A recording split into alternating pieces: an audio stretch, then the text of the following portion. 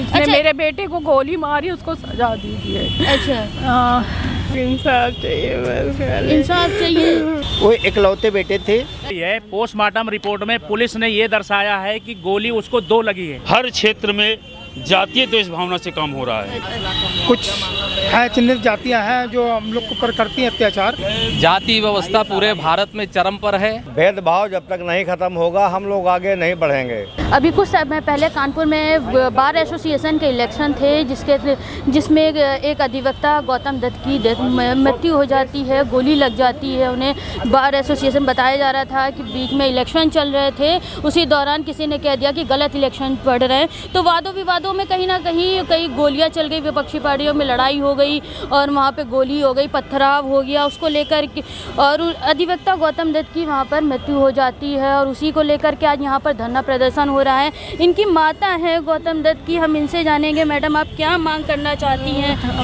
हमारी बेटी को नौकरी दो, बुढ़ापा का सहारा दो और 50 लाख फांसी दो, उसको सजा दो। जिसने मेरे बेटे को गोली मारी उसको सजा दीजिए। अच्छा, मेरी बेटी को नौकरी दो। मेरा बुढ़ापे का सहारा छिन गया, मेरा अकेला बेटा था, कोई भी नहीं है, कौन देखेगा? वही सब देखा करता था। अभी 10 दिन हुई बेटी बहन की शादी की उसने जोड़ बटोर के। अच्छा, अब हम लोग क्या करेंगे? दोनों बीमार रहते हैं। आप देख सकते हैं क्या हालत है जब एक माँ अपना बेटा खो देती है, उसके बाद एक बहन भी है, इनकी बता रहे हैं शादी है, और इनकी मांग है कि जिन्होंने गोली मारी है उनको फांसी की सज़ा दी जाए और इनकी जो बेटी है उनको सरकारी नौकरी दी जाए। साथ ही साथ जो और भी लोग हैं उनसे जानेंगे। बहुत सारी माताएं बहनें हैं, रो रही हैं। क्या हुआ अम्मा, क्यों रो रही हैं? भैया इंसाफ चाहिए बस। इंसाफ चाहिए। उसको सजा। अच्छा, तो अभी तक किसी ने कोई सुनवाई वगैरह हुई है क्या? कुछ सुनवाई हुई? आपने कहीं शिकायत वगैरह किया? कोई सुनवाई नहीं हुई, अभी कुछ भी नहीं हुआ है। कुछ भी नहीं हुआ कोई? अच्छा, कोई कार्रवाई वगैरह पुलिस प्रशासन की तरफ से कुछ भी नहीं, अभी नहीं, कुछ भी नहीं हुआ? भी ऐसा नहीं हुआ है। चलिए देखिए, आप देख सकते हैं, कह रही है कुछ भी अभी कोई भी पुलिस प्रशासन की तरफ से भी कोई भी कार्रवाई नहीं हुई है। और ये लोग मांग कर रहे हैं कि जिन्होंने गोली चलाई है, जिसके गोलीबारी के दौरान गौतम दत्त की हत्या हो जाती है, उनको फांसी की सज़ा दी जाए। साथ में उनकी जो बेटी है उनको सरकारी नौकरी दी जाए। देखिए, इन्होंने लगाया हुआ है गौतम दत्त अधिवक्ता को न्याय दो, आरोपी को फांसी दो। और भी लोग हैं, माताएं बहनें बैठी हैं। जब एक घर का दिया बुझ जाता, आपको पता होगा कि एक माँ जब अपने बेटे को खोती है तो किस तरीके का दर्द उनको झेलना पड़ता है।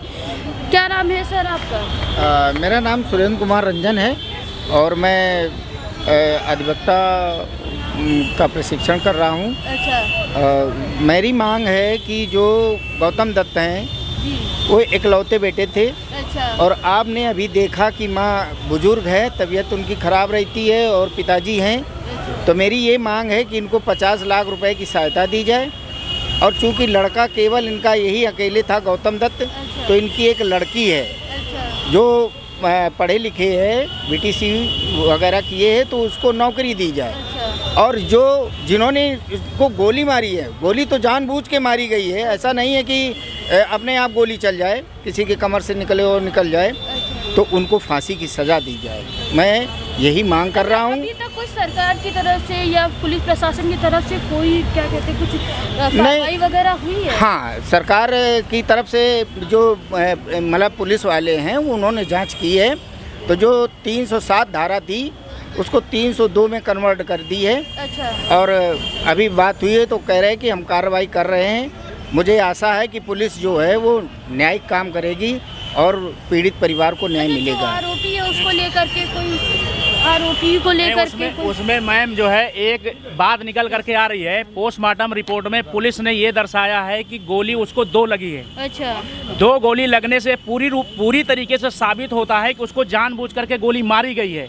अगर धोखे से कोई गोली किसी को लगती है तो एक बार धोखा हो सकता है, बल्कि अगर 2 बार उसमें गोली का अगर जिक्र होता है पोस्टमार्टम रिपोर्ट में, तो इससे पूरी तरीके से क्लियर हो जाता है कि उसको जानबूझकर गोली मारकर हत्या की गई है। तो हम ये पूरी तरीके से मांग करते हैं कि अगर इस तरीके का जघन्य अपराध अगर हुआ है, वो भी कचहरी के अंदर, और वो भी जो कानून की जो है न्याय दिलाने का काम करते हैं, जनता के साथ में न्याय दिलाने का काम करते हैं, ऐसे अधिवक्ताओं के साथ में अगर ये घटना घटित हो सकती है तो आम आदमी की जान सुरक्षित नहीं हो सकती है। इसलिए हम मांग करते हैं कि पुलिस भी कहीं ना कहीं जो है गोलमाल इस्तेमाल कर रही है। इसलिए इसकी मैं तो ये मांग करूंगा कि सीबीआई इसमें जांच होनी चाहिए और जांच होने के बाद जो दोषी हैं उनको फांसी की सजा होनी चाहिए। और दूसरी मांग ये है कि उनके घर में कोई कमाने वाला नहीं है, उनके माता पिता की जो दयनीय हालत है, बहुत कमज़ोर है, बेचारे गरीब मजदूरी का काम करते हैं, उनके पास कोई भी आय का स्रोत नहीं है और वही एक लड़का था जो किसी तरीके से घर का खर्च चलाता था। और ये हम मांग करते हैं कि उसकी जो छोटी सिस्टर जो अविवाहित है, मैरिड है, उसको नौकरी सरकार से जो है मिलना चाहिए और कम से कम उसको 50 लाख का मुआवजा मिलना चाहिए। कि इस देश में चाहे वो वकीलों का मामला हो, चाहे शासन प्रशासन का मामला हो, राजनीतिक मामला हो या जनता का मामला हो, हर क्षेत्र में जातीय द्वेष भावना से काम हो रहा है। अच्छा। और जातीय द्वेष भावना के ही चलते ही गोली मारी गई है। अच्छा। अब आज इसके बाद में यहीं पर कुछ लोग, अगर जातीय द्वेष भावना सरकार की ना होती तो यहाँ पे कुछ जातीय के लोग, मैं नाम लेना नहीं चाहूँगा, कुछ जाति के लोग तुरंत मारे जाते हैं और जो ज़्यादा 48-36 घंटे नहीं बीतते हैं उनको मुआवजा दिया जाता है, घर से बुला के नौकरियाँ दी जाती हैं, तुरंत तत्काल इस चीज़ को किया जाता है। लेकिन अगर कोई बहुजन समाज का लोग इस तरह के कोई हत्या होती है, उसमें शासन प्रशासन कोई ध्यान नहीं देता है। आज तक सिर्फ जाति मानसिकता से ये लोग काम करते हैं। अगर ऐसा ये करते रहे तो ये जो बहुजन समाज है, बहुजन मुक्ति पार्टी है, ये बहुत बड़ा आंदोलन करेगी। यदि 50 लाख की हम लोगों ने मांग करी है। अच्छा। पीड़ित परिवार के लिए 50 लाख एक सरकारी नौकरी की मांग करी है। शासन अगर इस चीज़ को, प्रशासन इस चीज़ को अगर समय रहते समझ जाएगा तो बड़ी अच्छी बात है। यदि नहीं समझता है तो ज़्यादा परेशानी में शासन प्रशासन पड़ जाएगा, उसके लिए फिर शासन प्रशासन खुद जिम्मेदार होगा। कुछ है चिन्हित जातियां हैं जो हम लोग के ऊपर करती हैं अत्याचार, कई जगह देखने पे आया हुआ, आप लोग ने भी देखा होगा। आप लोग के मीडिया वाले हम लोग से ज़्यादा जानकारी रखते हैं इस विषय को लेके, तो अब हम लोग इस विषय में क्या कहें। हम लोग मुंह नहीं खोलना चाहते हैं, बस शांतिपूर्वक संविधान के दायरे में रह के अपने हक अधिकार के लिए लड़ते रहेंगे। अच्छा, अधिकार के लिए कहीं ना कहीं लड़ते। तो मैम दूर से समझ में आता है।